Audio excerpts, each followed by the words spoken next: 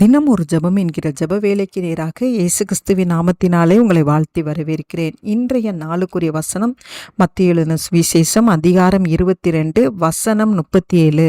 இயேசு அவனை நோக்கி, உன் தேவனாகிய கர்த்தரிடத்தில் உன் முழு இருதயத்தோடும் உன் முழு ஆத்துமாவோடும் உன் முழு மனதோடும் அன்பு கூர்வாயாக. நாம் யாவரும் கண்களை மூடி தேவனை நோக்கி ஜெபிப்போம்.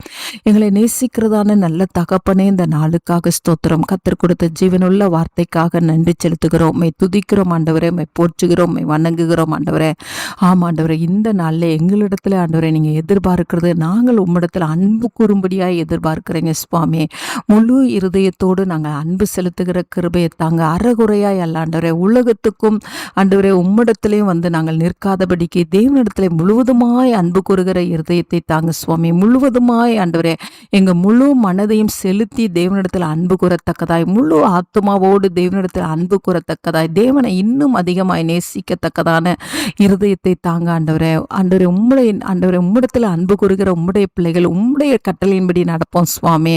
ஆமாண்டவரே, உம்முடைய வேதத்தை நேசிக்க, உம்முடைய வேதத்தை வாசிக்க, கர்த்தரோடு பேச, பரிசுத்தமாய் வாழ, பாவமில்லாத வாழ்க்கை வாழ ஆண்டவரே இந்த நாளில் கர்த்தர் எங்கள் ஒவ்வொருவருக்கும் அருளி செய்யுங்க சுவாமி. ஆமாண்டவரே, உமக்கு ஸ்தோத்திரம். உம்மிடத்தில் நாங்கள் அன்பு கூறுகிறது நிமித்தமாய் ஆண்டவரே எங்களுக்கு விரோதமாய் தீங்கு நினைக்கிறவர்களுக்கும் ஆண்டவரே அன்பு செலுத்த முடியும் சுவாமி. ஆமாண்டவரே, அந்த அன்பை நாங்கள் மற்றவர்களிடத்திலையும் நாங்கள் காண்பிக்க முடியும் சுவாமி.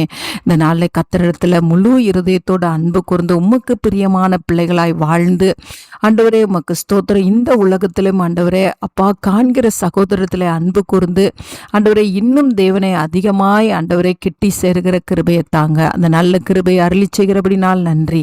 இயேசுவின் மூலம் ஜெபிக்கிறேன் நல்ல பிதாவே. ஆமேன், ஆமேன்.